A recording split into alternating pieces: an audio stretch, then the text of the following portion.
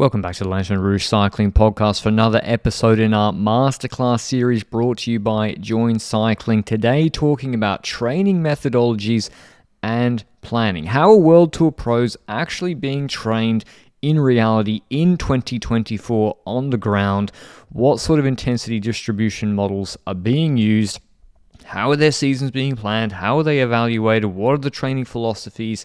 Does it differ amongst teams? And how does that actually work at the highest World Tour level? We got one of my newest colleagues, Jasper Vaeck, joining as our expert. He has a Master of Exercise and Sports Science from the University of Leuven, cum laude. He's been a trainer in Belgium, running his own business for nearly a decade, and he's been working in France with teams for about 4 or 5 years, first starting at Vendée, then at Arkea Samsic last year, where he was the trainer for a number of years, but last year, notably, he was the trainer of Kevin Vauquelin and Luca Mozzato, and he's joined Team Visma Lease as a performance coach within that team. So as I said, talking training intensity distribution models. We go through the basics, but we do get into the detail. Jim Vandenberg, of course, joining the call, and this is one of his favorite topics. So I think a really interesting episode. Make sure to leave any comments down below if you've got any further follow-up questions, and maybe we can check in 6 months if Jasper or Jim find time in their diary. But thanks for listening. As always, we'll have a Pidcock emergency reaction podcast when his new team is announced. Of course, we probably know where he's going. Maybe to Switzerland is the rumor. I listened on the Escape Collective pod on my drive back to my mum's house this afternoon, but we'll wait until that is announced. He's obviously, Ineos Grenadier has announced this morning that he's leading the team, so he has to be going somewhere. I don't think he's retiring. But first, training methodologies and planning. Hope you enjoy it. Welcome to the Lanterne Rouge Cycling Podcast. Jasper Vaeck, one of my new colleagues, performance coach at Team Visma Lease.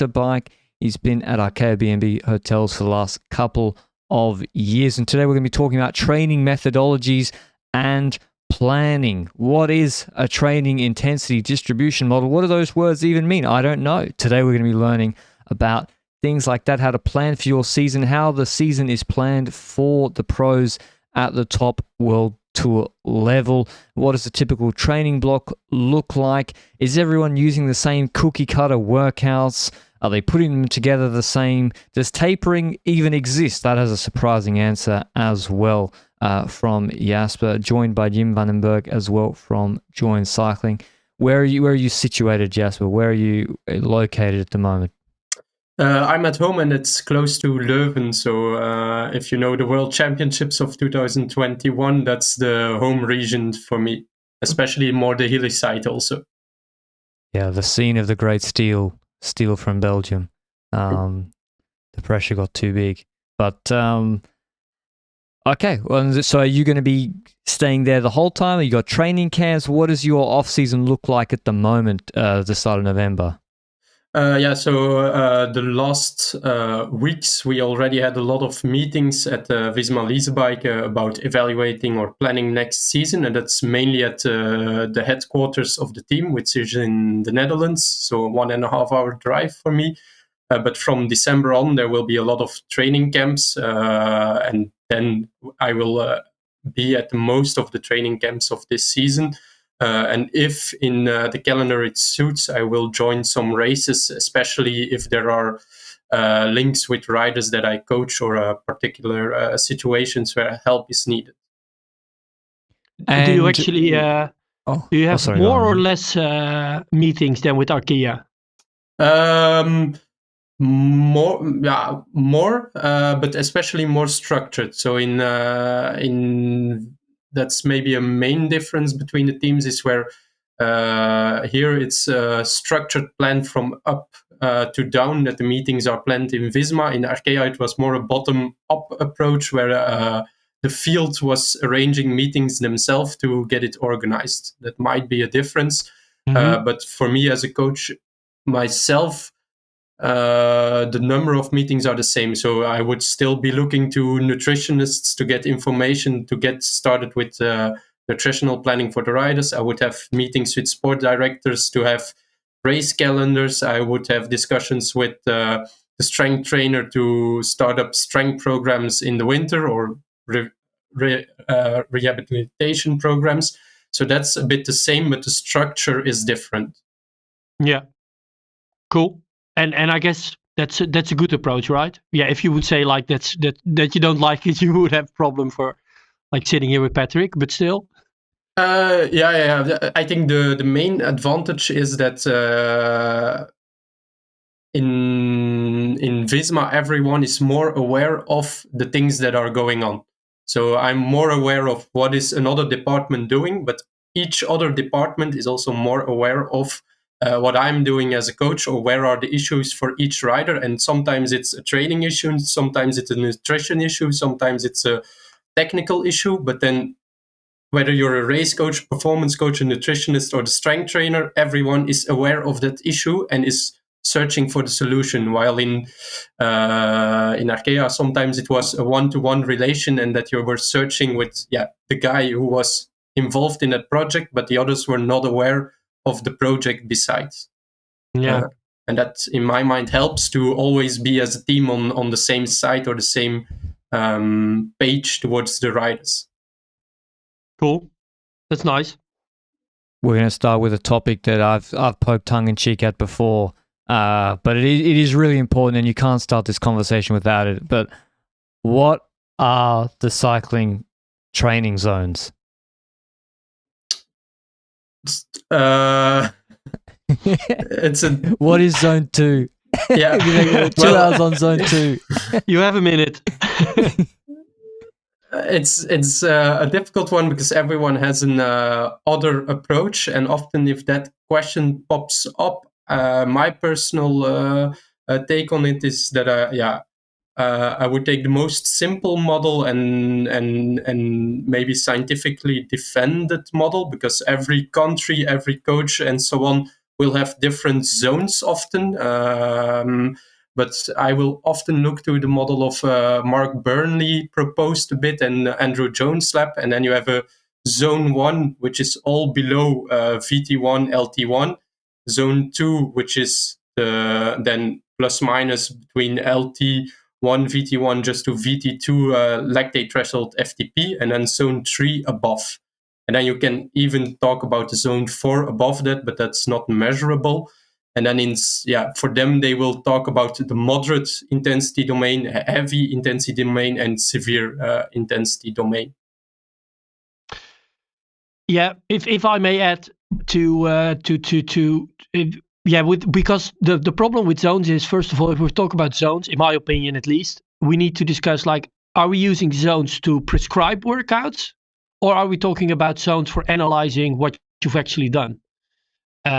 Because the distinction between the two, like what you were just saying, like with the 3-zone model, is really the scientific way to see, like, hey, in a what is the intensity distribution, like, for example, over the past month, over the past year, maybe over the past years, for a certain rider. And then you would really like to know, like, okay, how much time is spent below LT1, and how much time is actually spent, like, above threshold. And for that, you would like to get a grip on how polarized or how pyramidal is someone been training before. But of course, if you want to prescribe someone's workout, there is also like a complete field below LT1, which isn't captured by just one zone. Then you would like to make a distinction between different zones as well. So I think that a lot of confusion always comes from this part as well. Like, okay, what is actually the intention when we start talking about zones? Because I know, like with Visma as well, if you prescribe a workout, like, with how many zones do you normally work with? By heart, there are 8 zones now. But again, which are also, or you can indeed redistribute to the 3 zones for analyzing. So that's indeed a point that for riders, or the prescription is often in several zones, or in zones of more a power range. that you will give, and that is then within one of these 3 zones that you are thinking of. There, I want this effect or this adaptation to take place. Yeah, exactly. And I also think like a general misconception with zones is, in the end, like a coach can have like completely different zones, for example. Mm-hmm. But also if his prescription is a bit different, like if his zone 2 doesn't match your zone 2, or if his zone 3 is in your zone 2, but if his prescription of the workout is like different, like saying, hey, you spend more time in zone 2 and the other one says you spend more time in zone 3, but also the zones are different, then the effect can be more or less the same. So it's also not, we often get the question with Join, for example, like, hey, I want to fill in my own zones. But the prescription of like what 80% of your FTP is remains the same. I don't really care if you call 80% of your FTP zone purple, zone 1, or zone, I don't know. I mean, I don't really care. 80% of your FTP is 80% of your FTP, right? Mm-hmm. So the question always is also, okay, why are we actually talking about zones? I mean, back in the days, we were talking about zones because we didn't have those fancy bike computers that could tell you like every second what the intent of the workout is.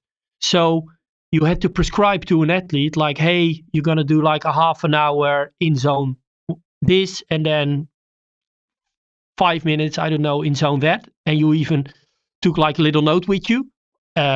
Hopefully the workout wasn't that difficult as sometimes you see nowadays. And that was actually the main purpose of zones, that you could have like an idea what your coach was talking about when you had to do like whatever kind of intervals. So I think there's a lot of confusion like around this concept, which isn't really necessary. So for season planning, people mainly use like a tri-zonal model rather than looking at, okay, you did 5 minutes in zone 7 or like 8 minutes in this zone. And this is also what you can see on intervals. For example, if you go to your totals, it has like a tri-zonal model, which I guess combines somewhat confusingly multiple zones within the three zones, like zone 1 and 2 are combined for what you would say, Jasper, is the moderate zone 1. But what intensity distribution models are there then that are, say, common in the pro peloton or high level coaching? We will. If you see, often there will be a lot of talks in polarized training model. That's the most talked about. And then we talk about a lot of time in zone 1, as little time as possible zone 2, and then some time in zone 3. That's scientifically often a lot of studied distribution, which then in science is often compared to a threshold model, which is a lot of time in zone 2 and the other zones less. If we then see into what is in practice or in cycling or in the observational studies, we see that the threshold model is almost not used or not possible to do. Only at really low volumes you can do this, but cycling or endurance sports in general, you will need to have it or need to do a high volume of training, and then the zone 1 gets always bigger. And then we see that a pyramidal model is also an option. And then you have a zone 1, which is really big, then a zone 2 that's less, way less, and then a zone 3 that is even less than zone 2. That are the 3 models most talked about. But then in practice, or if you look at pro cycling, it's either a polarized or a pyramidal that you will see in the cyclists. And what is the, say, advantages or disadvantages of a polarized versus a pyramidal model? There is, again, a lot of discussion because their science or research don't agree on which is best. But the purpose or the initial idea of polarized was to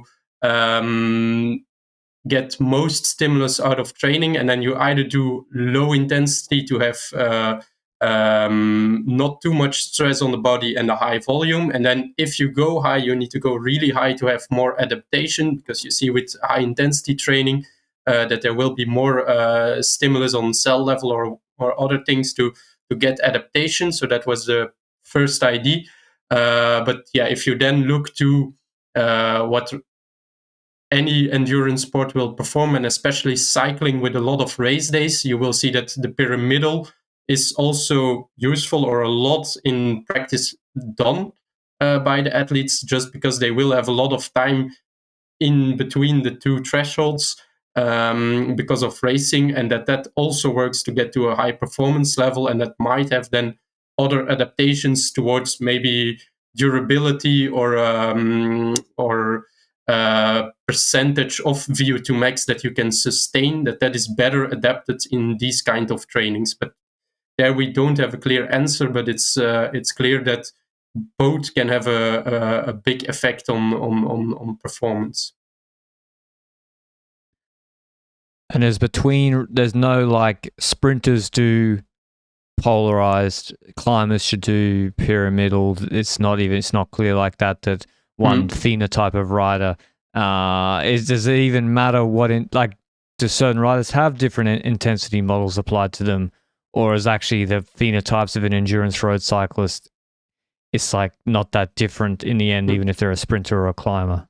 Yeah, maybe first of all, even if you're a sprinter in cycling, you're still an endurance athlete. So that's always also a bit of misconception that even Mark Cavendish in a way stays an endurance athlete compared to the average athlete in total. It's not a track sprinter or so that are the real sprinters. But yeah, in theory, you would say that pyramidal would be more useful for maybe the climbers or the GC riders, because you train more specific. It will be also the zone where you make difference uphill, and sprinters or classic riders need to be better at higher intensities. But often then you see that the training adaptations you need are specific to the rider, and then often, sprinters, the biggest issue for the main sprinters in Tour de France is get over the mountains. So if you then want to get better in the climbing stages, often they also need to do altitude camps or do long climbs and do tempo zones or threshold zones just to be able to follow the peloton, because otherwise they will not sprint. And sometimes the same is true or can happen for climbers, which I also did in the past, is climbers who clearly have problems with explosivity. You will maybe go more to a polarized zone to get the high intensity more trained, because if they get to a bunch sprint or a crosswinds or hilly stages with short climbs, they often get in issues to just follow the peloton, because the high spikes they can't react to. And then I think you need to get really to an idea what is the profile of the rider and which model might be most useful. And then maybe the common sense between the two models is that there is a lot of zone one, a lot of volume, and that then you need to do some high intensity. And in fact, that's plus minus what we know in science. Do a lot of volume and do some high intensity will get a lot of the things done in training. And then the high intensity, you have a range or a certain choice of types of high intensity that you can do, which have little or small differences, and that you decide depending on profile or needs of the rider to improve. And so how do you, I've always wanted to understand this with racing and training. And so maybe people listening are not doing 70 World Tour race days a year. Maybe they are. But maybe they do a crit every weekend and then a couple of Grand Fondos. And then, all of a sudden people are up to 30, 35 race days. How does racing affect the model, and how do you plan around, say you're wanting to keep you're trying to check, I want to have a polarized model, I want to keep the intensity distributions polarized. Mm-hmm. What does racing do to the distribution, and then what do you have to do in training between races? And that's, I think, a big issue, which I already tried to figure out from when I started as a coach is that you have racing, whereas in fact as a coach you don't have an influence. The rider need to race the race at maximal intensity, and the training is in fact the only thing that I can change. And even within training, there are some things you can't change. So racing often has, we would say, pyramidal distribution or a bit polarized, but especially more high intensity than you will do in training, and that will change the overall distribution. So that's also a point. If you look to the studies, it will be studies that describe the complete power data available of a rider, like the studies of Gallo are an example of that, or Zeiler, and then you have all race data and training data together. But yeah, you don't know what was the prescription of the coach. So maybe the coach is really giving polarized model during all training sessions, but because of the racing, the overall distribution gets to a pyramidal distribution. So if you will do Dauphiné before Tour de France, you will do a lot of in between the zones, and probably the overall will get to a pyramidal model, while all training around Dauphiné might be polarized. And again, another discussion is you also have, like, in training, the recovery rides. Recovery rides will always be zone 1, so they will also increase zone 1 a lot. Well, how is it then really for the trainings where, as a coach, you want to have impact? How do you think about strength training to incorporate that? Now, a lot of cyclists are running a lot more. How do you incorporate this into the training distribution model? So there are always some differences between what we see in only the power data and then the real effect we have on the rider.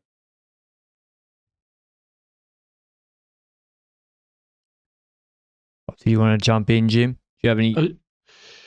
No, I think you explained it very, very nicely that especially in racing, it's very pyramidal. If you're doing a Grand Tour, you do a lot of work between LT1, LT2, and that's like that's unavoidable.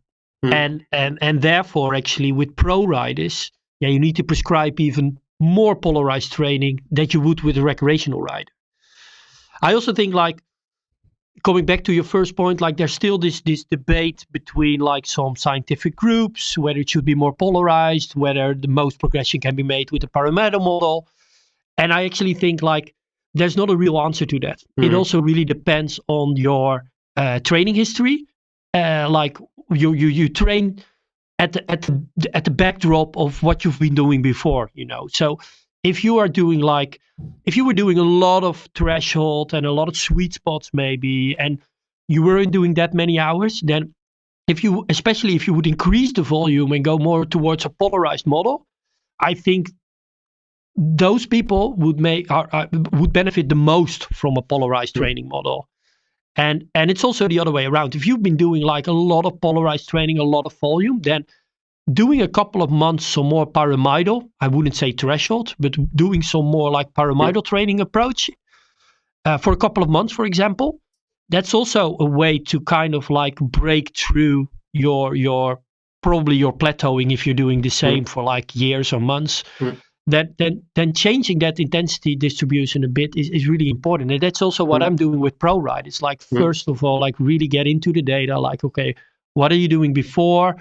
What did it resulted into, and what knobs can we like turn to kind of expect a kind of different approach?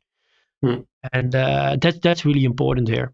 Yeah, that's also that's a true point, and it's often one of the first lessons if you get to coaching is that you need to train specific. But one of the other things that often pops up is variation, and often coaches get into, like, a philosophy of coaching or a way of coaching, and then they won't vary anymore because it's the way of working that works. But often the thing that progress most is to give a new challenge to an athlete, whether it's physically or mentally. A new challenge will always give more adaptation. So that means also indeed changing exercise types that you need to do, or the high intensity will probably result in bigger adaptations, just because it's a new stressor for the body. it's as starting altitude, you will have a big response because it's a new stressor for the body. Heat will have a big impact because it's a new stressor to the body. Yet starting to do sprint training for someone who never sprinted will immediately have a big result because it's a new stressor for the body. And that's something, indeed, if you are too long in the same pattern, always try to change it. Or that's something I search myself too also is, you get into a philosophy, but after a while you need to find new things to challenge mind and body to get better. And it's more fun for the rider too, to see progress in another type of exercise.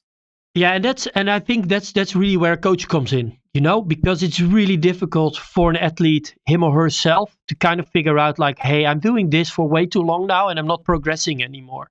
And then also finding out like how to change that. That's really difficult. And a coach, like as a more objective like viewer of what you're doing, can be like that voice that can tell you like, hey, we might need to turn things around a bit, because you're thinking like, hey, this worked for me 1 or 2 years ago. I'm not sure. I don't get why it's not working for me anymore. And people just keep on trying doing the same thing. And so maybe in recreational, I think often they will follow trends or hypes in a peloton. That's an issue. And maybe sometimes do not give enough time to progress, because you also need some weeks or training sessions to do it regularly to have the full adaptations done. And indeed, maybe if they then find, okay, this one works, indeed, sometimes you need to change it or do something else to progress in another area to then afterwards be better in general. Well, translating this to recreational cyclists, what I see happening a lot, like if we're talking also about hypes, then like the whole sweet spot was a really big hype. Like let's say about 10 years ago, there were like complete training programs basically only designed around doing as much sweet spot as possible. And what you see, of course, because that's the whole thing with the big difference between threshold pyramidal or polarized models is that with like doing more between VT1 and VT2 or LT1 and LT2, let's just say that that's basically the same, then you can increase the training load by a lot. So especially a time crunch athlete can have like with some more like threshold work, can have like a high training load with limited time, which is still, someone can cope with that if you're only trained for 6, 7, maybe max of 8 hours per week. But if you then increase your training volume above 10 hours a week and still applying like a lot of threshold work, then I would say after a couple of weeks, maybe a couple of months, based on how genetically gifted you are, you will probably crush yourself. And that's also why like those polarized training model studies, proved, especially for like pro athletes to work, is that you can avoid like a lot of injuries or overtraining if you do a lot of volume, but not like having like those insane training loads as what you get from like, for example, a Grand Tour. From a Grand Tour, like 3 weeks of Grand Tour, that's an insane training load because you do a lot between VT1 and VT2. If you do a lot above VT2, then you can't sustain a 20-minute effort above VT2. So you basically limit yourself in the amount of load or stress you put on the body, like in a really natural way.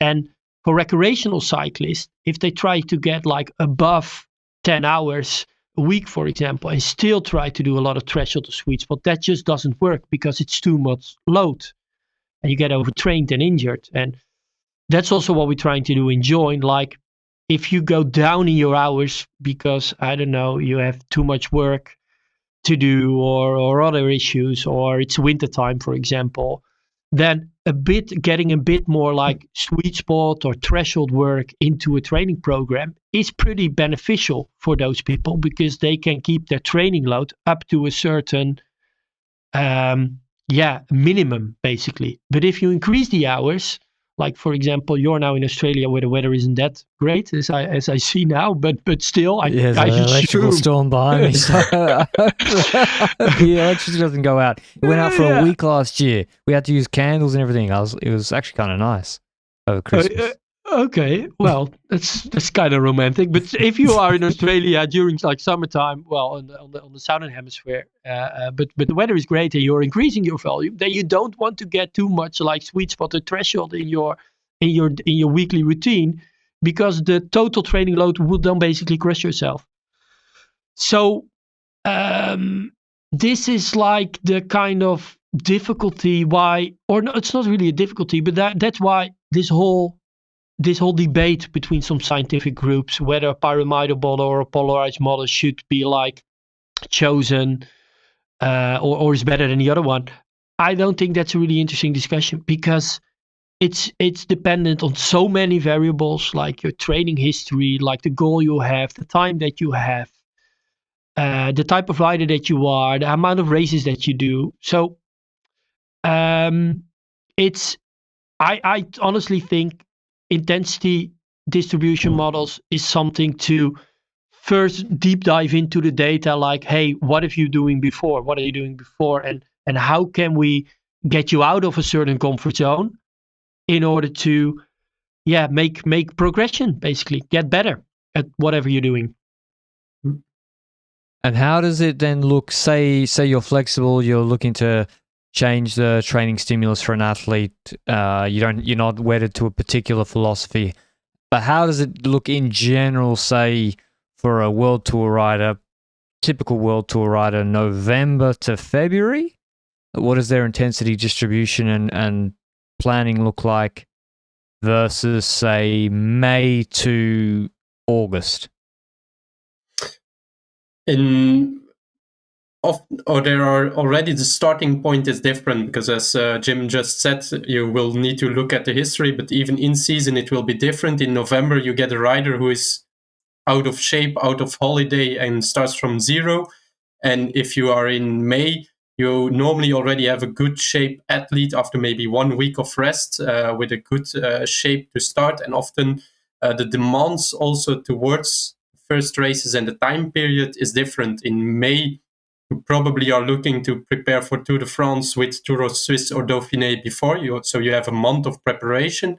If we talk about November, you have November, December, January, and maybe in February or even March racing. So the timing frame is already different, and that's something to take into account.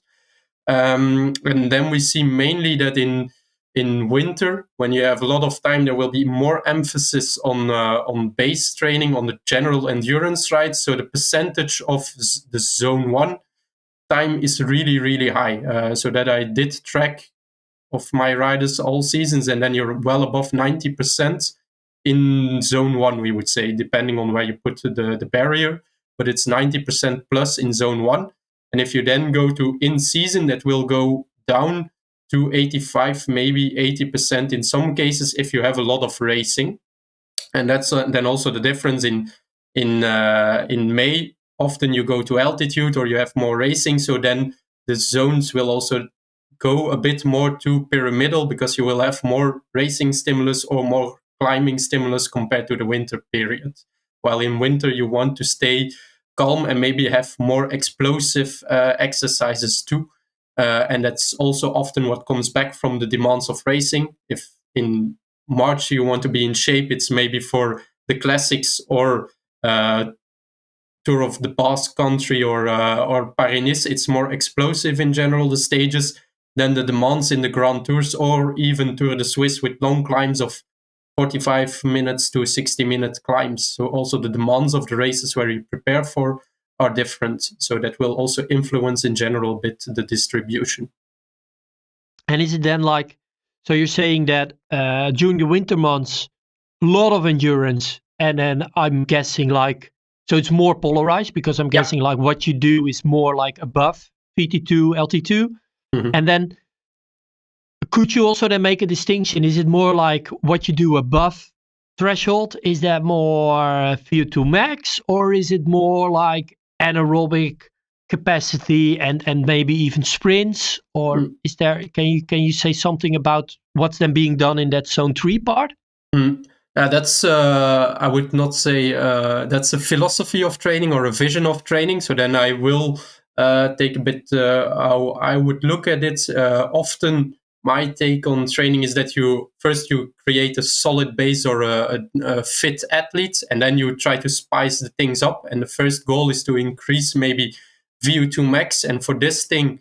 You can mainly do the higher effort, so VO2 max intervals mainly, or you want to increase anaerobic capacity, and then it's about indeed sprinting that you can do. And then towards racing period, you want to increase the percentage of VO2 max or the capacity to repeat efforts, and then you will be more looking towards threshold blocks and repeats of intervals that will be more important. And that's then what will happen more or mainly more in June, May, than it will already happen in December or January. Because in general, my perception is that the repeatability of efforts or the threshold training, you can't do too long because of the fatigue indeed it gives. Mm-hmm. So then you always have a short period that you can train on it, but it will quickly have adaptations, while the goal to get a solid base, the longer you take it, the better it gets. It's a bit, I will always take back as that example, the COVID period. In Belgium, we were free to train in outside alone, but you could train freely. Mm-hmm. Everyone did a lot of hours easy, mainly because we didn't know when racing would start. And the first intensity sessions my riders did when they were free to train again were their record numbers sometimes of all time, just because they had 5 months of just regular, not too hard training before. That's something that always comes back, that if you can put a solid base, any reaction that you will afterwards put in intensity will be better, in my opinion. Almost. Yeah. Well, and that's actually a really important, most proven concept in training, right? That volume, and especially like low intensity volume, that's the thing that's like scientifically proven the most, like before intensity distribution. So if you have to choose between the two, focus on volume and especially low intensity volume before you start like overcomplicating things with the intensity distribution model, right? Yeah, as said in the beginning, the thing where pyramidal model and polarized model agree is that more than 80% is zone 1. So that's where they agree, and that's also what science says. It's not complete. You can discuss on it, but in general, we see for the best athletes, the more volume they did get in, the better the performance got. And the distribution then above just meant that you had to do some high intensity. Which one? We can indeed discuss. It will depend on demands of the races. It will depend on athlete type. It will depend on variations between seasons. But there we don't have, for me, a good answer to say that's optimal. That's a vision as a coach, which high intensity or threshold training you will do. I totally agree with that. Because for example, I'm training a climber actually who I really like to focus now in these months on some more anaerobic capacity to like kind of increase the whole power profile before the repeatabilities, like you're saying as well, because like during the season and with grand tours, that's like impossible to get it up to a certain level anymore. So right now, some more strength work and some more anaerobic capacity is really important. Although that isn't like his strong suit, that's not why he's a pro rider. But I have another question, because so for what you do, like on the above threshold, basically depends on demands of the rider, training philosophy, etc., like we just discussed. But what you do in that zone 1, what we call zone 1, so up until that LT1 level, that's a gigantic area, right? I mean, it's completely different if you do like just low intensity endurance light on maybe a lactate level of 0.8 than if you would do them on a 1.8 lactate level. Like that's for a pro rider, there's 150 watt difference maybe between the two. So well, let me ask you this: do you do you see that a lot of that low endurance? Do you still have a lot of pro riders, for example, that you think like, hey, you're kind of like doing it too intense?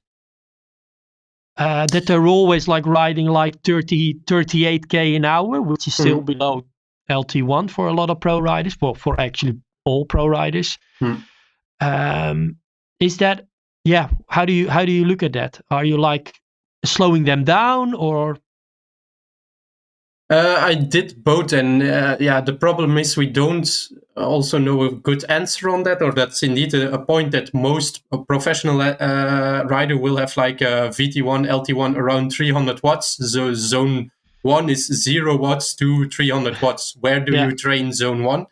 And the question is, where is the optimal zone 1? Because that's always the point. You can do 100 watts, but if it's less than 200, we will do 200, but maybe 250 is better than 200. So where is the optimal? And that's really I don't have a good answer on that, but I have some ideas. But again, that I would, the same as we say about the high intensity zone, I would say that's a philosophy where I look to more than that it's a fact or something known. But my feeling is that you need to do a certain intensity to have adaptation. So there is no point in riding too slowly. So a pro rider who will coast in a group at 150 watts, I don't see the point, or I don't expect a lot of adaptation. You need to put a kind of stress on it. But then once you're above that zone, so 200 watts to 300 watts, what's there optimal is a really difficult one to answer. It's something popular in Belgium, and I think also in the Netherlands, it's like the tempo blocks or the LT1 blocks to search for fatmax to LT1 zone. But at my knowledge, I never found a study that confirms that it really works. But still, we're all doing it. And I see benefits of it in practice. Riders do like to do it, but I have no scientific background or no data myself to tell why it would be better than just riding all the time endurance pace. And maybe one of the most interesting articles I read, it was an old one, also stated that you can do endurance ride in the Netherlands, and then you do 4 hours, and it's 4 hours flat pedaling 220 watts.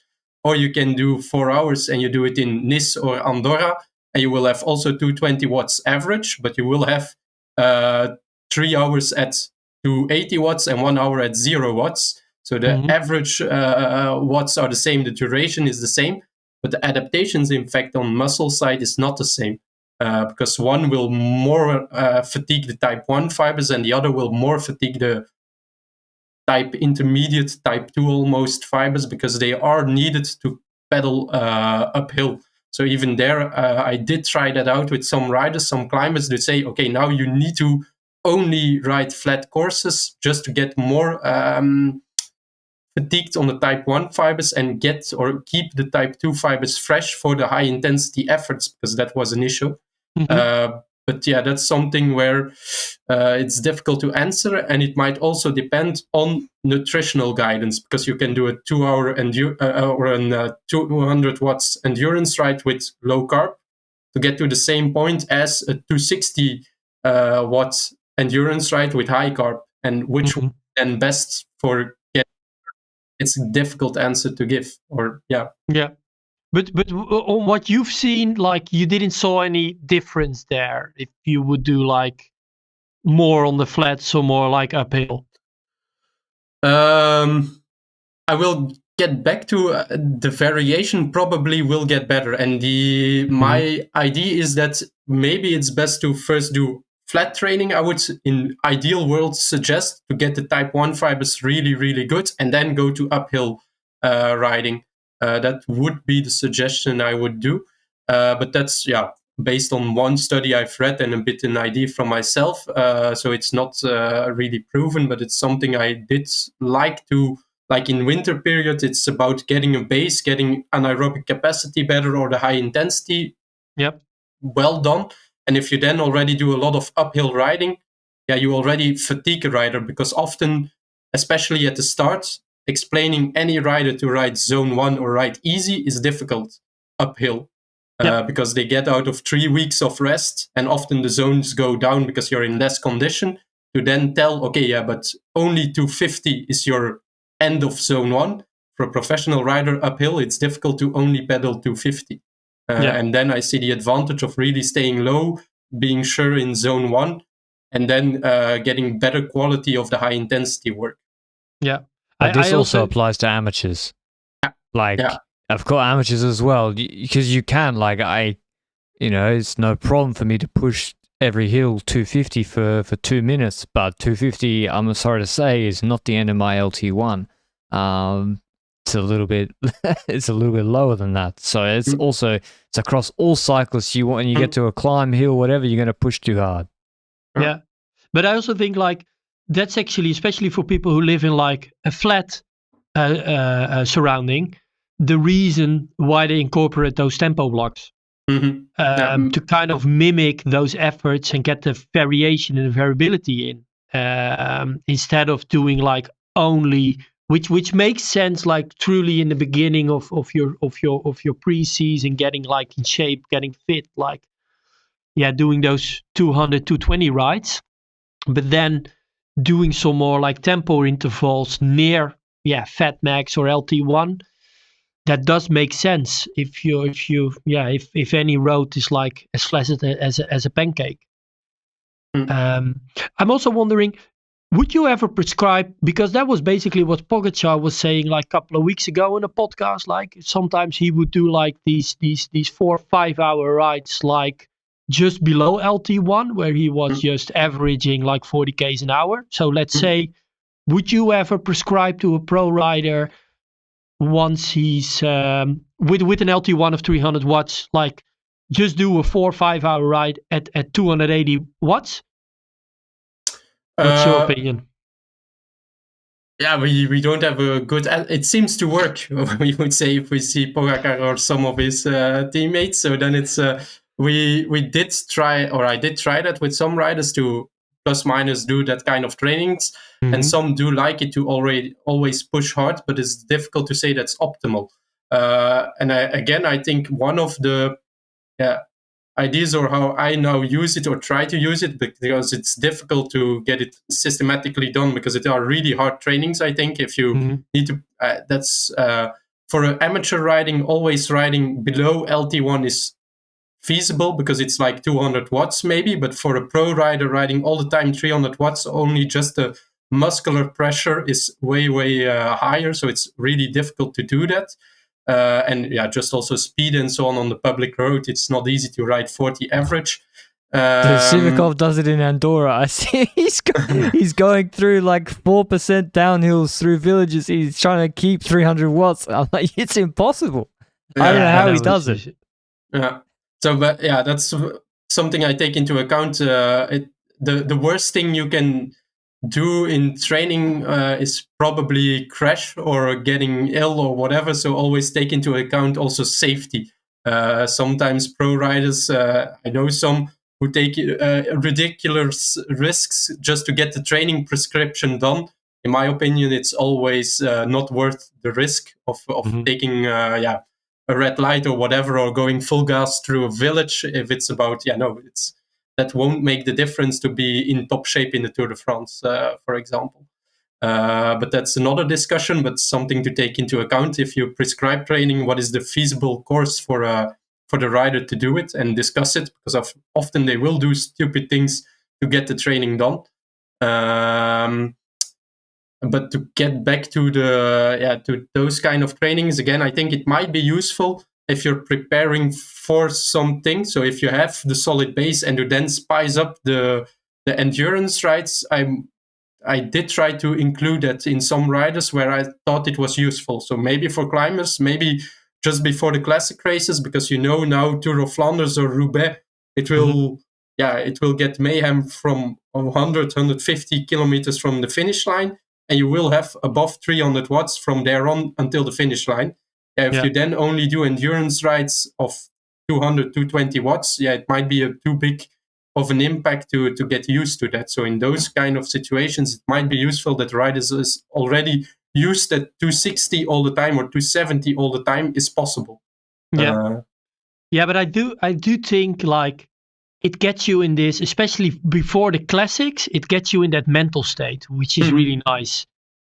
But I do think, like you were saying just before as well, like during COVID, for example, just doing a lot of low endurance, and basically the whole peloton was ready to race, right? Yeah, but did endurance. I would not say low endurance. That we do not know. Okay, yeah. Because that's difficult to look back to. Indeed, my riders did a lot of endurance, and that I would say it would be a 50 watts below LT1, maybe 30 watts from Fat Max, which is the zone 2 of UAE, we would say, plus minus. But maybe they would have been the same level or better if they did the same volume with more time at Fat Max, or a bit higher, or less time training, but at Fat Max. That I find a really difficult one to give an answer. Yeah.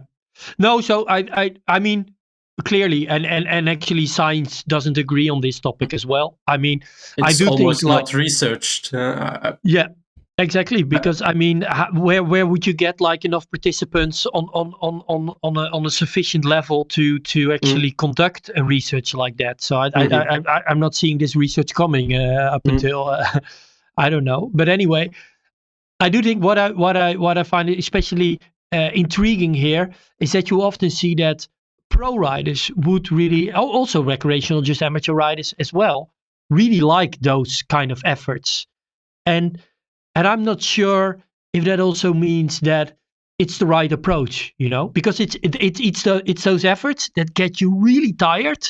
So it's really rewarding, if you do like those 4 or 5 hour a big ride in the Ardennes, just going full gas, or what you're just describing about Sivakov doing rides like that. I mean, there's no better way of coming home from a ride like that than if you had to do like, your Ronestad intervals the whole day for 5 sets.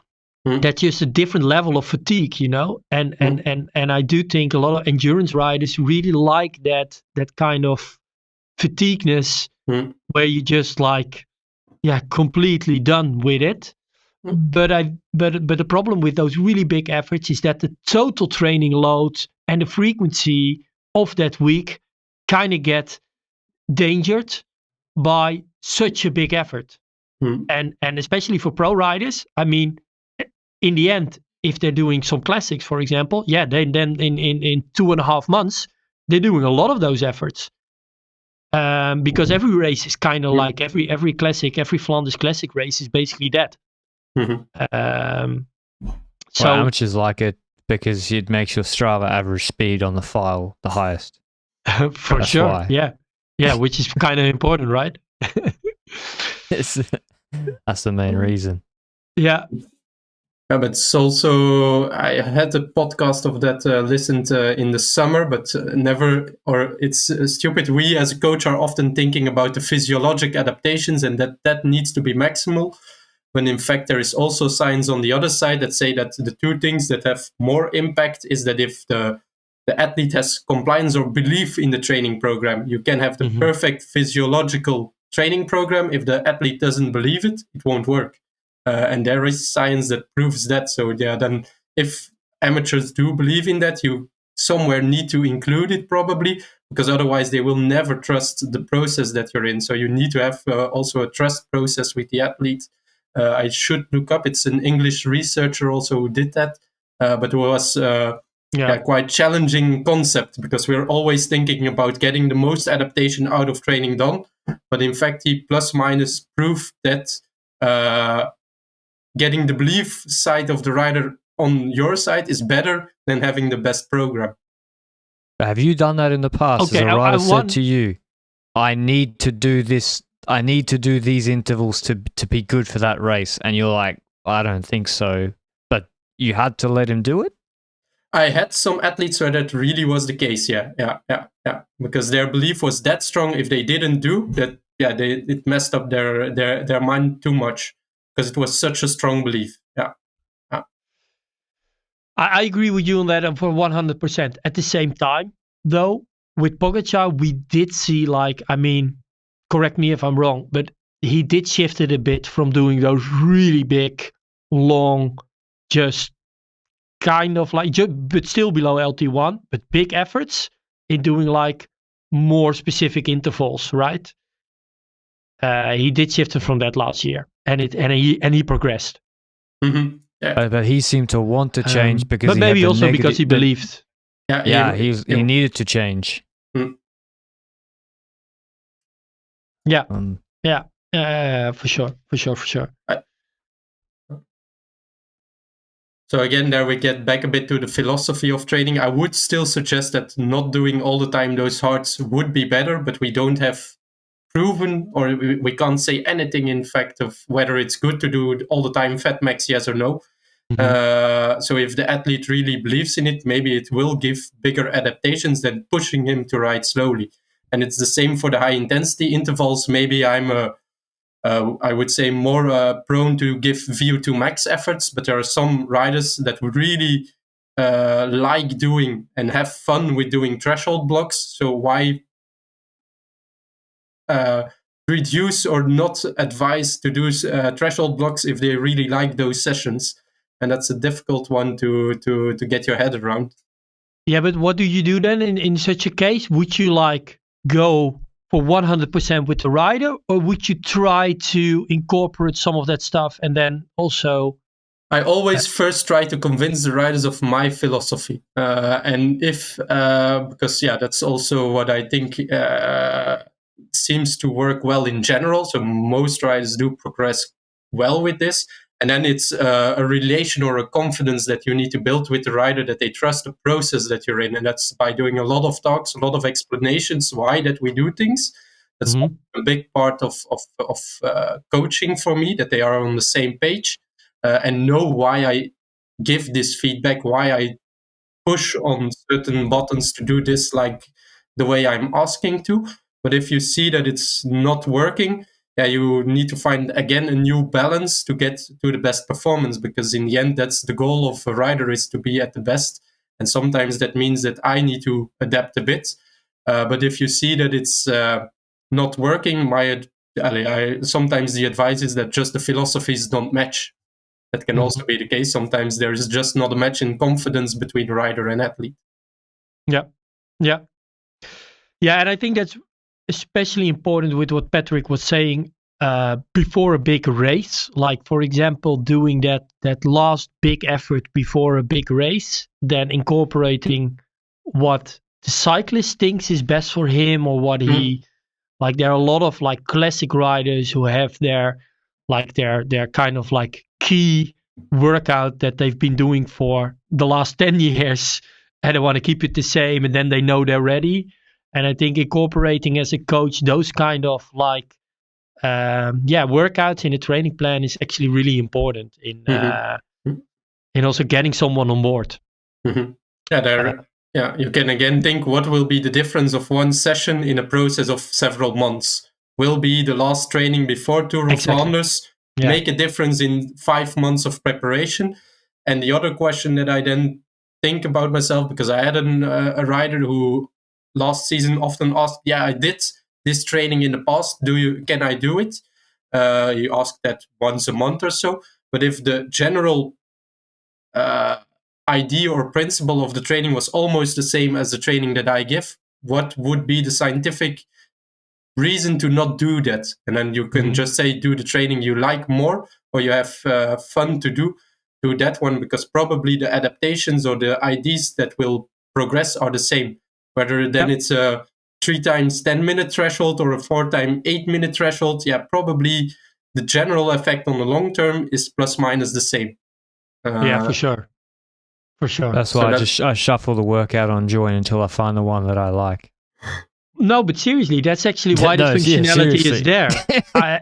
And also why in Join you can do another workout and then it just adapts. There are no bad workouts. There's just a bad combination of workouts, and especially if you can't like give that kind of input yourself, and you're doing a training plan that you don't really believe in, or that you kind of hate doing certain intervals or certain workouts, then still if you hate them all the time, you could question yourself, hey, am I putting myself out of the comfort zone enough? because that's also what we've been discussing, right? You need to put yourself out of the comfort zone to keep progressing.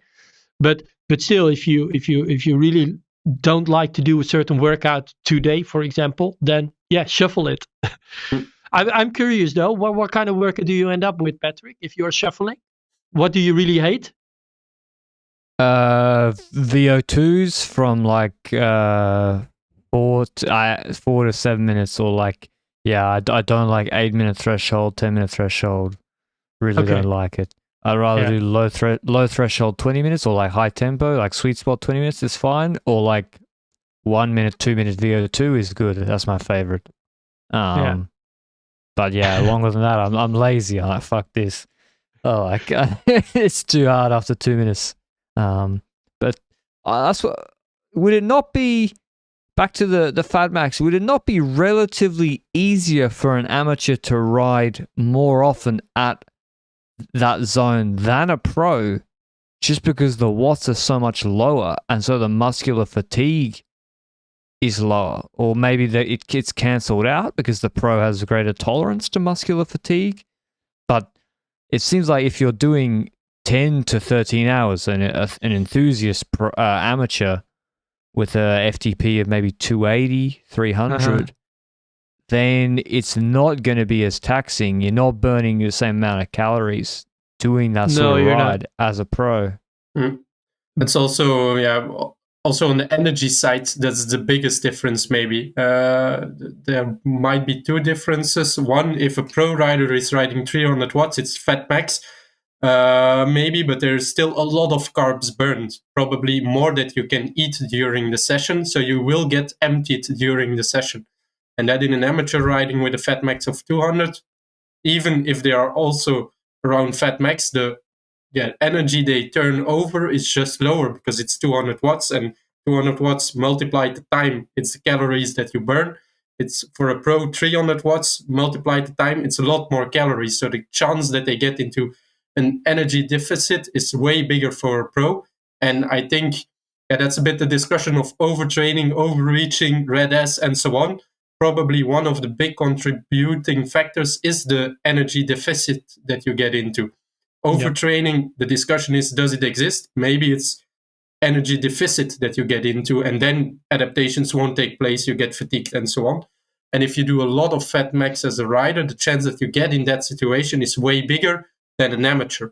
So that's for me a difference. And then another thing that you can maybe think of is, that I need to search out a bit myself, but indeed, if you would take fat max, the percentage towards of effort, is it the same between a pro and an amateur? Because for a pro, fat max will be also way closer to the other maximal values than for an amateur, because it goes up with training in general, percentage wise of VO2 max. So then a fat max ride for a pro will be harder probably too than for an amateur, because at this moment, if I would cycle, my fat max would just be really low because I'm not trained, so I can probably sustain it after a week or two for 2 or 3 hours, just because it's relatively low on my maximum values percentage wise.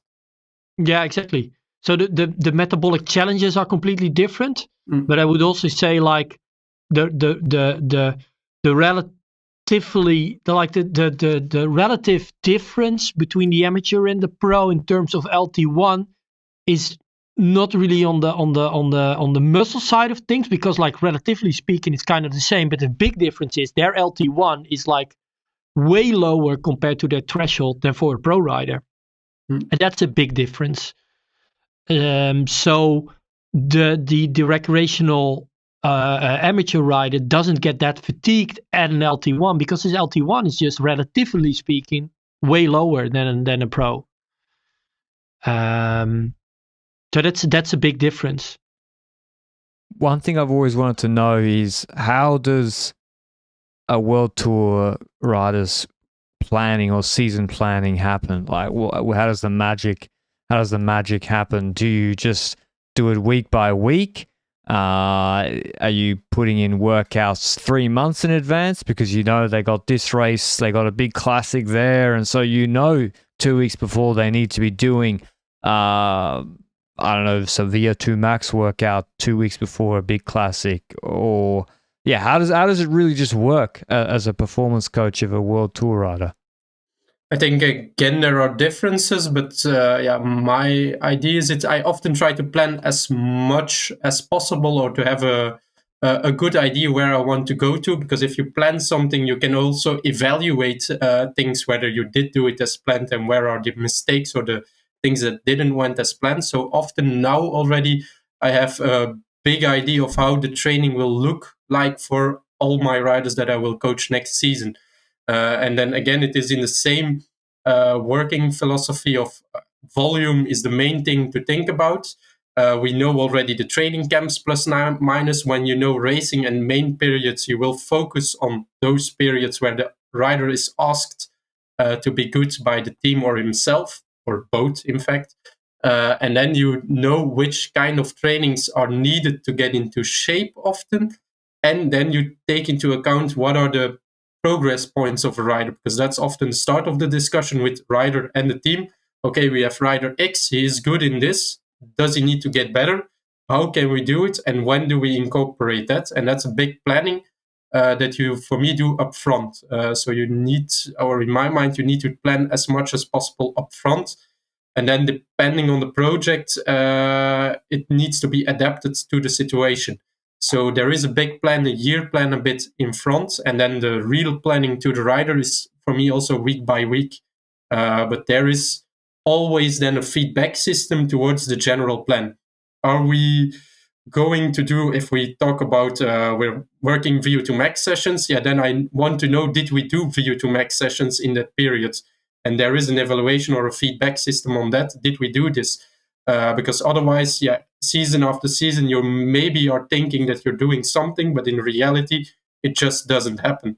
So that's for me the main thing, that there is a plan, and that then you also have a feedback system that you can evaluate whether you really planned what was the idea or what you believe that might change the athlete.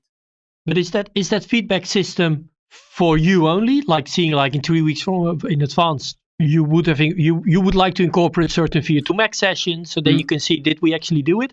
Or does the athlete see that as well?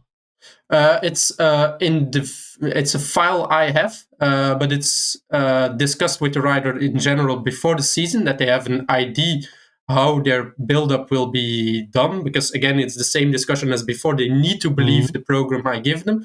And at the end of the season, they get the evaluation from me. It's always a one-to-one discussion whether they did achieve the plan. And often, in general, it's often a yes. But if it's a no, then we will also look why we didn't. And it might be illness, it might be crashes, it might be added races.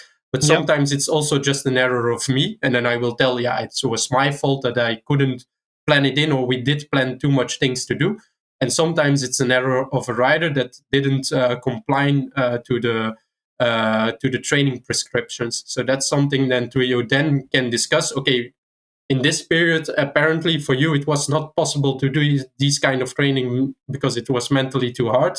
Or you can say that from me, from a coaching perspective, if I got to the period between Dauphiné and Tour de France, these kind of sessions, in my opinion, it's just too hard to include. So I didn't do it. No, So that are things that can happen. And then you know it also for the next time.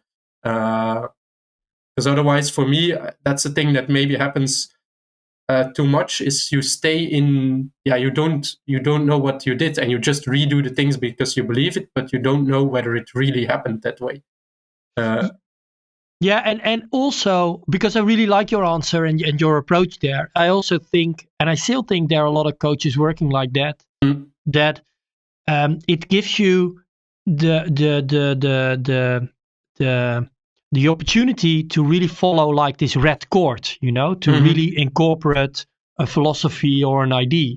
And a problem with training cyclists, and especially training pro cyclists, I mean, besides their workouts, they have all the time in the world, like doing other stuff, and like, but in a sense that they can like ask you every day, or or tell you every day, yeah, I feel a bit like this or that. Should I do this or that? And then every day you can deviate a little bit from whatever you're doing.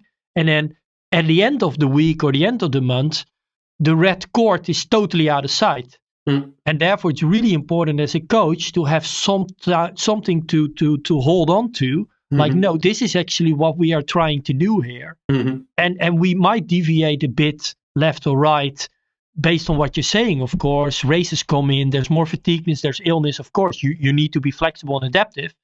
But at the same time, this should, the rider and the coach should follow some kind of idea there, because otherwise you're just drifting around. And so I think what you're doing is really valuable. Yeah, I think it's a mistake you can see is like something I will always count is like the strength session or the core sessions that a rider will do. If, for example, someone is always injured, if you don't count the sessions, you won't know whether he did try to change it. Because that's, for example, something I think a lot of coaches can't answer. What do they do beside the bike? And did they did compliance to the program beside the bike? And that's for me something that then I can give feedback to. Or the same as I do believe a bit in block periodization, so to focus on certain capacities or training principles at certain time points structured, so not doing day 1 VO2 max, day 2 sprint, then an endurance, then again threshold training and so on. No, you will do focus points where you will work on VO2 max, then you will work on sprint, and then you always have a guidance on whether you're sticking to the plan. And that's for me an important one to again get solid adaptations. Yeah, but how long is one of those blocks? Is that, you mean a week, a month, a quarter? That depends a bit. It also comes back. So in the beginning of the season, they are often a bit longer to get more solid adaptations, especially the base blocks are longer to get the fundamentals right. And then the specific trainings, it's at least 4 weeks, I would say, that I focus on a point. 3 is the bare minimum for certain points to include it. And that's then often in an overload ID. So if you will do threshold preparation for the Tour de France and you will do Tour de Suisse national championships and 1 week of training before, then you can say in 3 weeks probably you will have had enough of threshold training in those 3 weeks, because you have a week of racing, a week with a time trial and a national championship, and then 1 week of training camp in the mountains. Then you can do a lot of threshold training, so you don't need to do already 3 weeks of threshold training before. Yeah. And is that what you mean by like getting into race shape? Yeah. Okay. Because I didn't know if that actually existed as a concept. What is a concept? Getting into like race shape, like that you can just spend like a 4 or 6 week block to actually get into race shape from training, or whether it's you race in a minor race to get into race shape.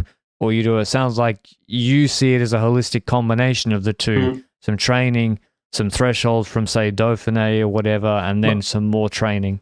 But you can do you can do without racing too, because that's a bit proven this season that you don't need racing to be in top shape. But then probably you will still search for some efforts to get the racing way done, because I think maybe it's if you might have Pogacar now, he will do a lot of also training that will simulate racing in a way. Also, I can remember he put on Instagram something before Montreal where he was also riding really hard, really long. That was maybe a race simulation. So then we will just simulate it in training. So it's something that will come back in a way. But then again, the general principles from the beginning of the podcast come back, that you build the solid base, then you try to hire maybe VO2 max or the capacities of a rider. And then the last weeks before getting a top event, it's about thinking what are the last accents that you want to improve. And for classic races that are hilly or stage races, it might be a lot of threshold work. For sprinters, it might be top of the sprint. or for some riders, it might be again an emphasis on anaerobic repeatability of hills. So that's then the last few weeks where you get the last accents done. So that's a bit the vision I would say I have. Yeah, but to bring some kind of nuance in this conversation, because then what you're saying in the efforts that they do in the last weeks, they've probably done similar efforts already on other parts in the season, because like 20 years ago, 30 years ago, and there's still cyclists out there that think along those concepts, they were doing just like only endurance for months in the winter, you know, without any VO2 max or intervals basically.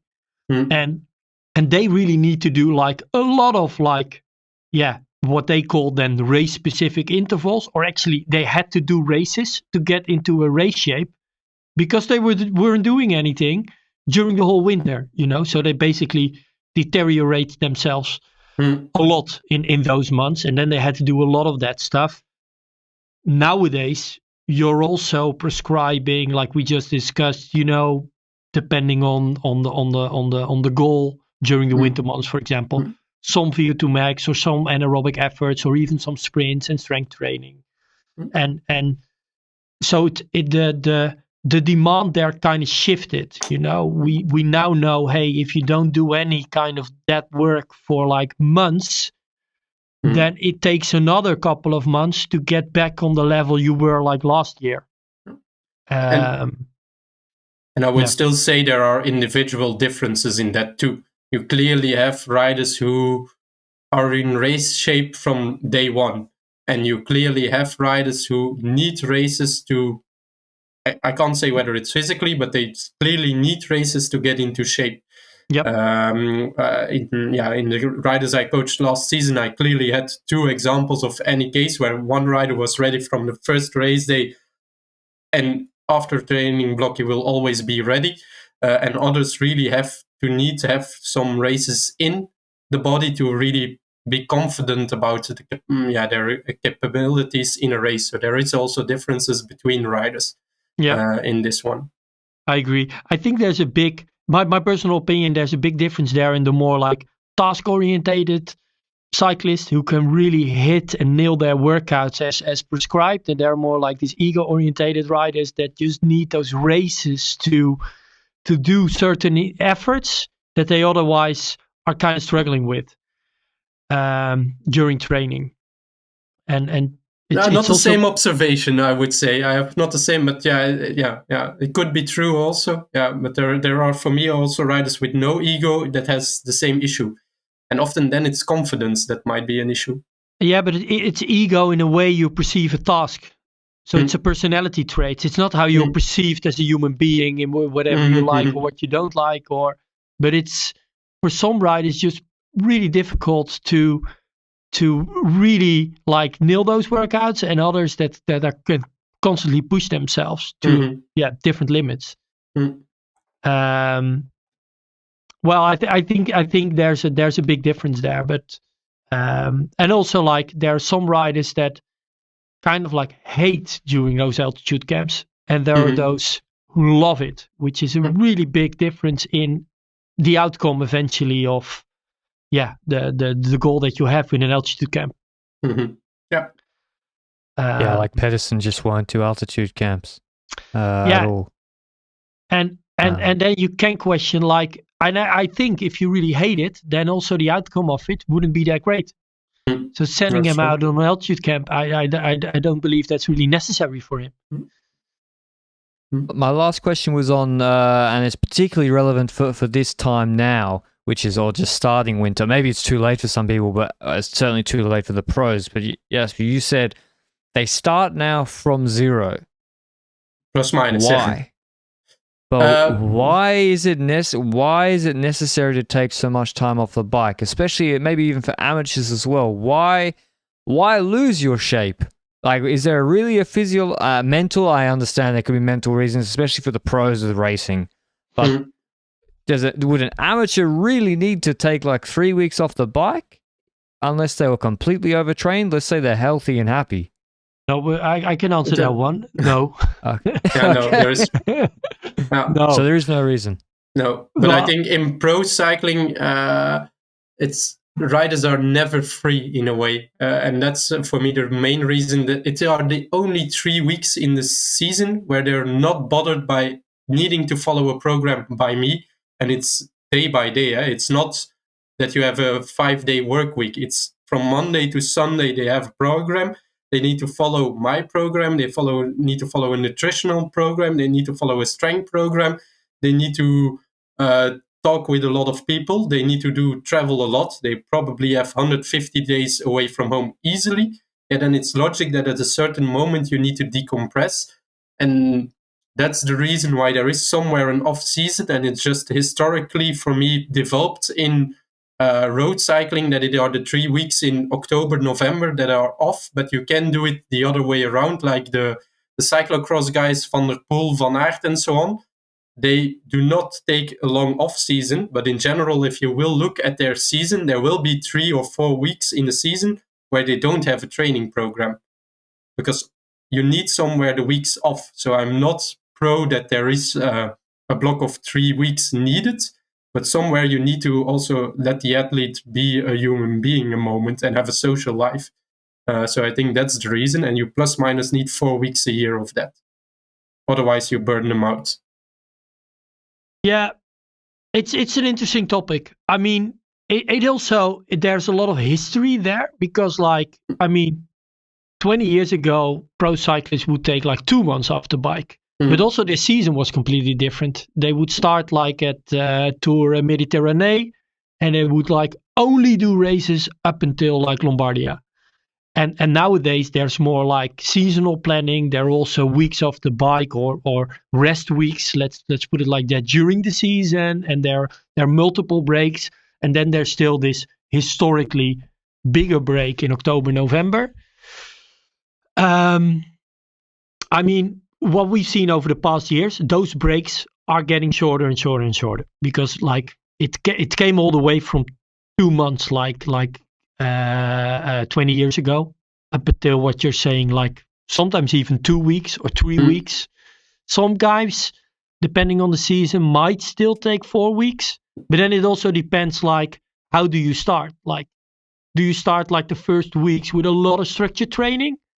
Or do you emphasize, for example, more like, okay, these are the accents for the first workouts, and you kind of like give some more liberty to the rider itself to have less of that feeling that they are really pushed into a certain structure. I think that's also really important there, how a rider can cope with it. But a lot of it, I mean, let's be honest, a lot of the rest there is for the mental side of things.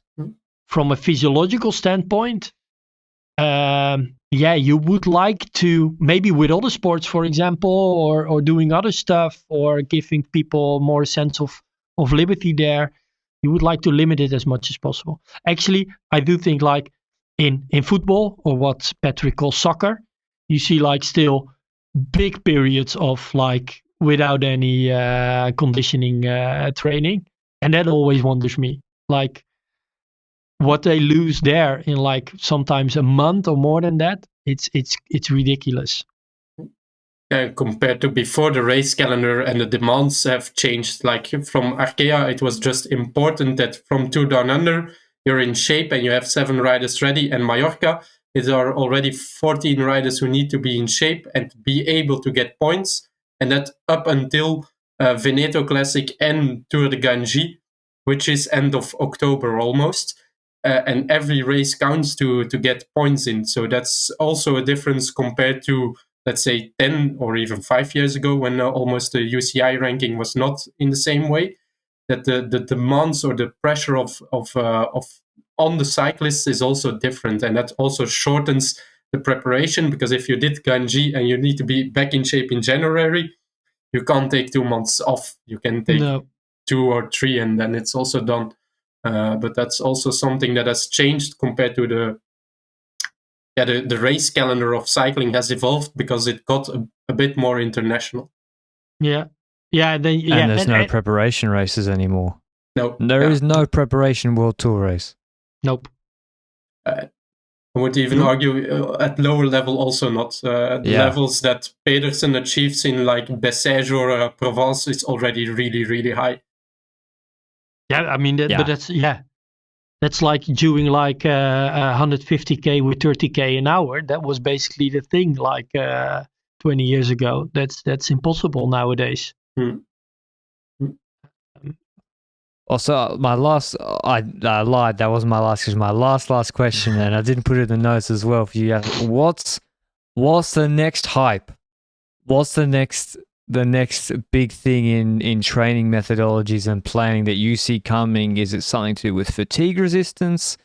Maybe it's not just planning or methodologies. It's like heat training or something. But yeah, what's something you think is going to be the next hype in training?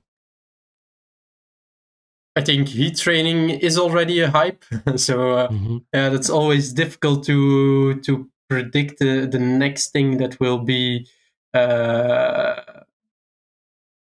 hot, because it always depends on how it's marketed. Like now, Martin is really popular with the bicarb system they have, but in fact it already existed a bit before, and you even had other companies with almost a similar kind of way, and it got a hype then when there was a good marketing behind it. So that's, I find, really difficult to answer now. Well, I think in terms of intensity distribution, we have this really important external way of intensity demands, like the power meter. We are still struggling a bit with the internal demands. Like, we have heart rate, we have rate of perceived exertion. Maybe something like lactate levels, like real-time lactate levels, in a consistent manner, in a way that it actually like works. I'm not sure what's your opinion about that. Would you?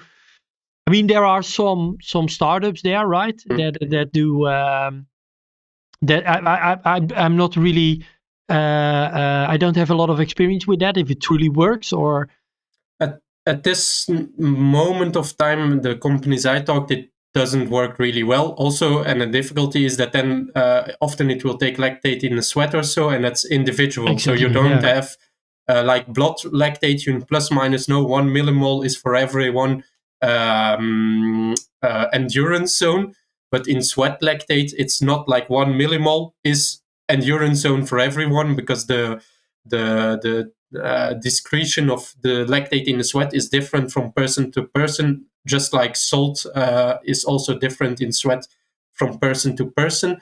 Maybe something where it might change, or what should be useful, is now we have a lot about the durability research we have now.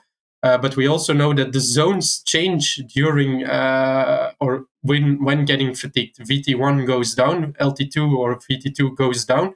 And in fact, we don't take that into account. So if we do a LT1 or a tempo block at the end of a training, it's not an LT1, or it's not a zone 1 block, it's a zone 2 block. And that we don't take into account. And that might be something where in the future, or that's something I would really like to know, how that distribution is the real distribution towards the body. Yeah. Because 300 watts at the beginning of the training is zone 1, but 300 watts doing it after 2-hour ride, or maybe the second day, is not zone 1. Yeah. And that's maybe, in distribution wise, that's maybe the next hype, to get a feeling on that one, on that distribution. But then we would need some kind of internal measure to kind of grasp that fatigue that we don't get from power meters, because that same 300 watts at the beginning of the end is just at 300 watts. And it depends on your power meter. It depends on your power meter for sure, and whether you and which blade you decide to choose in front. Drift, yeah. But putting that aside, like and like you're saying, for now, lactate or those real-time lactate machines aren't there yet. But maybe, I mean, I would like to live the day that there would be something like that. I would definitely, would give it a go. Mm-hmm. Well, Abbott is developing one. So Abbott's a big pharmaceutical company in America, I think. Yeah. But it's not really for it's not really for sports. Yeah, it's not intended. I don't think for sports or athletes. Now Well- they produced. I'm pretty sure they produced the hardware for Super Sapiens, and then Super Sapiens bought the hardware off them. Yeah, but that's the thing. The market for diabetes medicines and measures like for Abbott is gigantic. Yeah. For stuff like this, like real time lactate measuring, not that sure if that's a really interesting investment proposal, to be honest. How big is the Norwegian method in America? Maybe RFK gets onto the Norwegian method, and Well, your the first question FDA is like- prescribes the Norwegian method. How big is Norway, and then see what your market size might And then, be. yeah, everyone will be doing lactate testing. Then there we go. We'll have it. But anyway, we've taken up a lot of your time. I know you're super busy at the moment with new riders. Yes, but that was really, really interesting. I learned a lot from that myself. And thanks for coming on the podcast and answering all our questions about training. I hope you enjoyed it. And best of luck for the year ahead. Thank you for Thanks a lot. inviting me. Yeah, thanks. Well, time for our biggest takeaways from the talk with Jasper. Jim, I think for me, once again, sounds like there's no golden bullet, which I'm always sort of looking for because I'm a bit lazy. But basically, your level as a rider should also dictate your training intensity distribution. So very superficially, as an amateur, the less hours you're doing, you can afford to push the relative intensity a little bit higher. But then, and that's something for me as well, I'm picking up the volume because I got free time in the off season. Mm-hmm. I shouldn't then be doing the same proportion of, say, workouts with high intensity because I will cook myself if I move from 8 hours a week to 14 hours a week. That was the big thing for me to take home.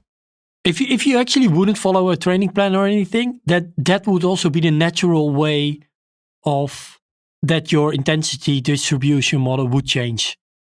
It would change, like if you double the hours, it's nearly impossible to keep like those threshold sessions in the same proportion in your training plan. That's that you will crush yourself. So yeah, that's really important. So basically, more hours you would naturally, but also you should progress towards a more polarized model. And the other way around is also true. Going back and evaluating, and I've actually never done it, and looked back at my year and just what I've done. And then looked at why did I stop riding for 4 weeks there? What happened in my life? What happened in my work? What happened in my location, climate, sickness? I never looked back at what I did. And then it's just something to think about. Like, and if I could change a few things or plan better, maybe then I can keep some continuity or do 10% more hours, and 10% more hours year on year, you'll get progression. So that's something I should probably do now. Yeah, over years, but also over like certain training periods. That's also why we emphasize enjoying. Like if you have like this big Gran Fondo in 9 months from now, then don't start already with a training program for that Gran Fondo. First, for example, focus on do like a stamina builder or an FTP builder. Then maybe emphasize a bit more on like strength or maybe long climbs. And then like, for example, the last 3 months, you hop onto that Gran Fondo plan. So what you then basically do is that the emphasis of every training plan is just slightly different every time. And then doing something slightly different every time, that variation, that variability, what also Jasper was talking about, that really gives big results.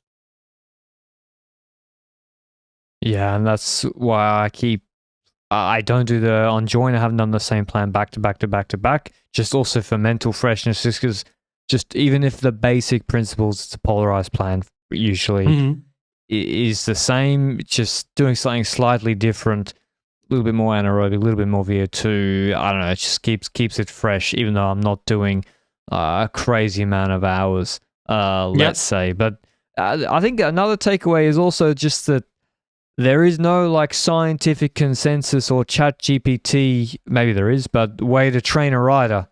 And that there's still not scientific consensus on a lot of issues on how to perfectly develop a rider, and even if there was, then you'd have the mental component where a rider wants to do these workouts, which is important. So the sort of the art of performance preparation really came through in the conversation as well, I thought. Yeah.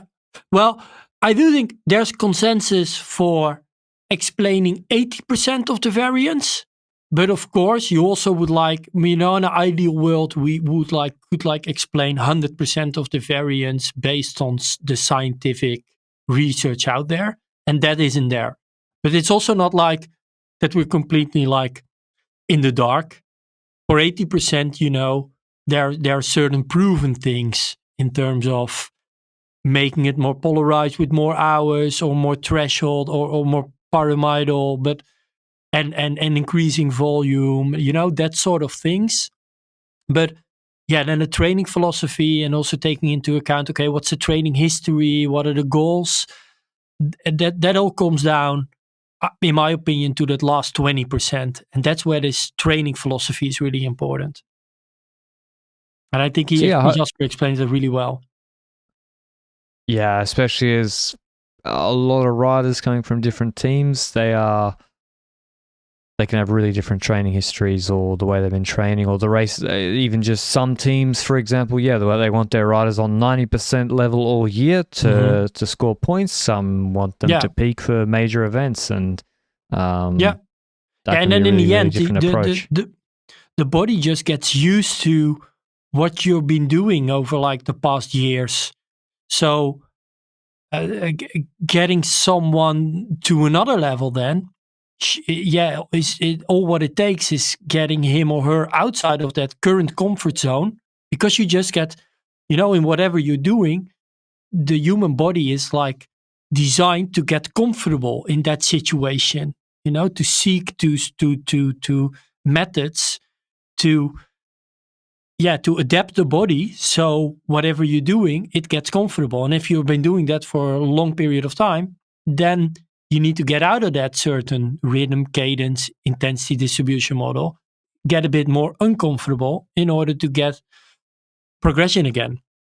And I think that's really important. Well, I hope you all enjoy the podcast with Jasper. We've got another masterclass dropping next week. Drop your comments down below what you thought or questions you had that you might want answered from this episode, and maybe we'll answer them at a future date. But until the next one, ciao.